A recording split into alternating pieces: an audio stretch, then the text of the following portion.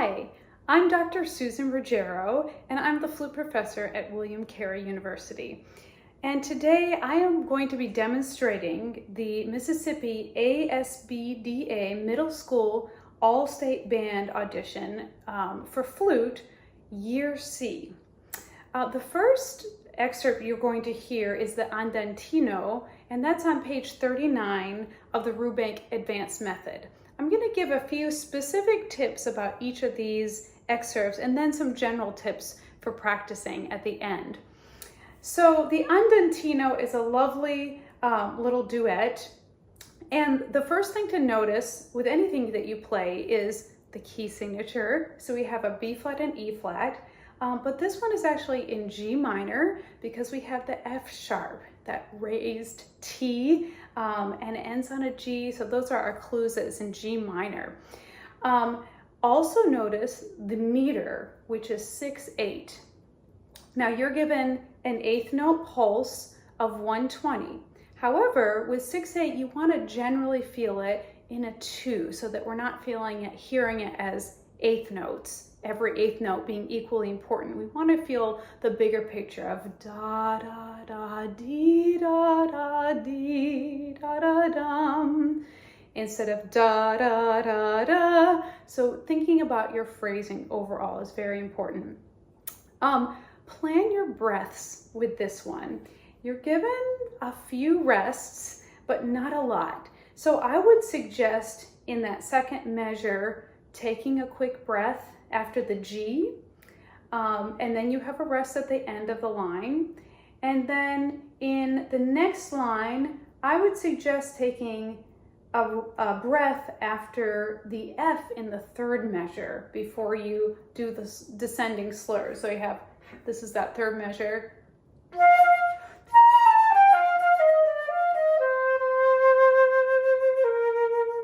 So you can grab a breath in the middle of that line instead of trying to go all the way through. Flute takes a lot of air, so we have to know where our breaths are going to come from. Also notice that there are some lovely dynamic markings. Starts out mezzo forte, it grows with the height of the phrase, decrescendos. The second section after the repeat starts piano, so you want to bring it down but still be supported. One of the pitfalls with flute playing is sometimes when we try and play softly, then the pitch goes flat because we're not supporting the air. And then there are also these staccato markings. So in the second section, the sixth beat of the first measure and the third eighth note of the second measure, we want to make sure that we're playing those elegantly and they're not being unintentionally accented because they're just sort of graceful lift-off points, the weak parts of the bigger beat. So we don't want to do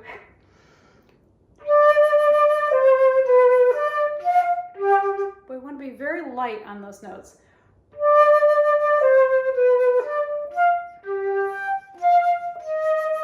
So think graceful on those.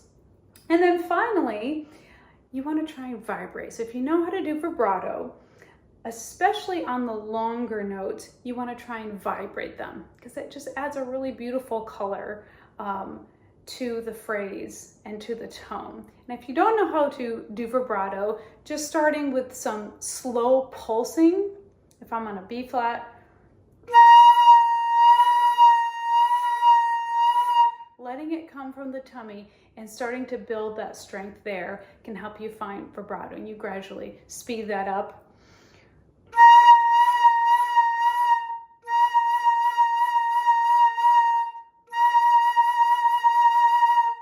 Building your vibrato. If you can't do vibrato yet, that's fine. Just have the most beautiful, clear tone you can play on an excerpt like this, and really any excerpt. The other excerpt is on page 49 of the same book, the Rubank Advanced Method, and that's number 9, and that is more of an etude, and it has lots of two-note slurs. even though there are lots, it looks sort of very segmented with the 2-note slurs, you want to try and think of the larger phrase as you're playing through it rather than da-da, da-da, da-da, da-da. Try and give it some direction so you're treating it as a piece of music and not just sort of a finger etude. One of the challenges in this one is the descending intervals on the second line. And what I would recommend is just practicing them really slowly so your lips can figure out where those notes need to feel, both in terms of your embouchure and your air. Because when you first start practicing it, you're probably going to crack a little bit, especially on the E at the end of, so that would be the 1, 2, 3, 4th measure of the second line.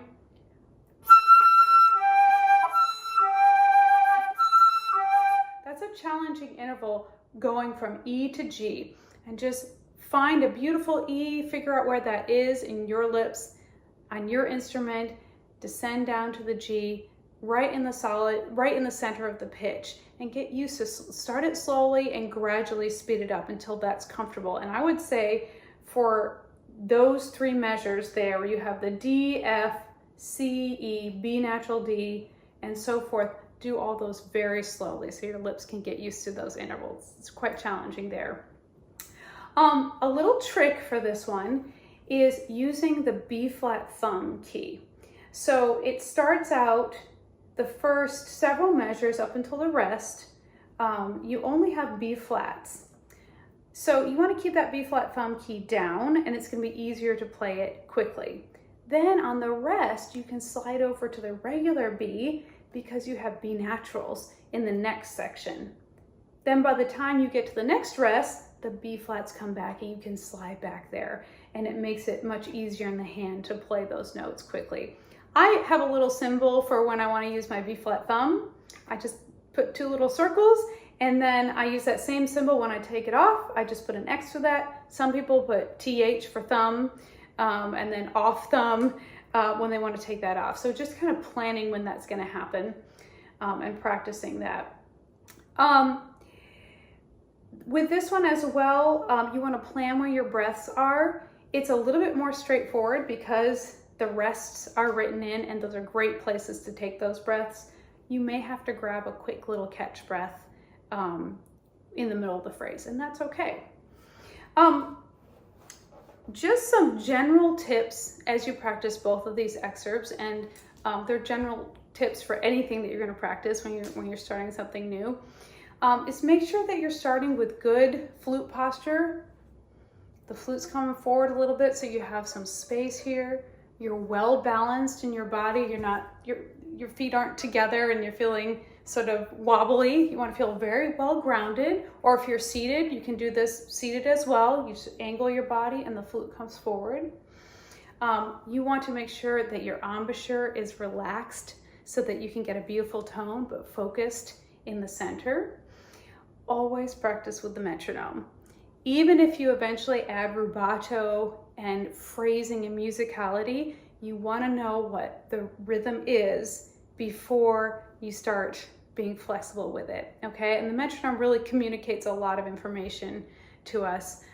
Are we keeping the tempo? Are we playing the correct rhythm? So it's a very, very useful tool, and I would say start slow, keep track of where you are with the metronome marking, and then gradually increase it until you're at the requested markings for these excerpts. Sing or say the rhythms. So if any of these rhythms are challenging for you, sing them and try and figure them out. Write in your counts. Sing them first.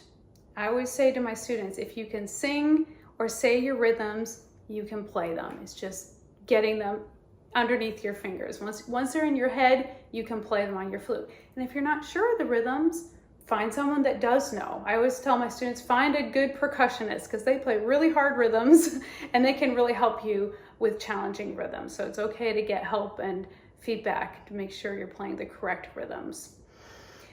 Break these excerpts into sections. Don't try and practice them all at once because that can get very frustrating. Take a measure or 2 at a time and really try and perfect that at a slow speed before you add other measures.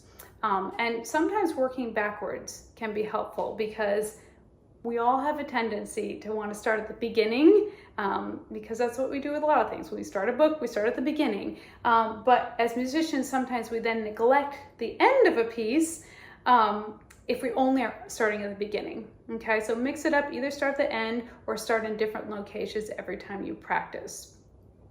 Allow several weeks to prepare these etudes and excerpts.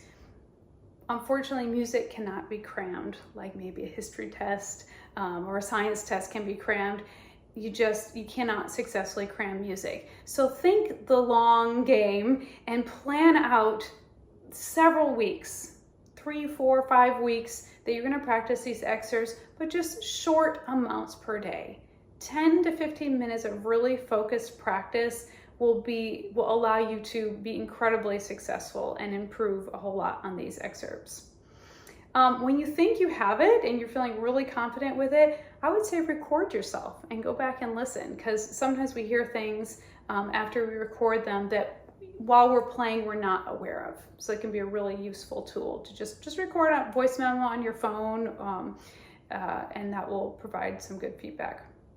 And then finally, I just want to congratulate you and encourage you as you prepare these, just taking the step to learn these and practice these and try and put yourself out there to compete at this higher level is wonderful. Whether you are chosen for the band or not, you will improve just by working on these excerpts, and you will grow as a musician. So best of luck.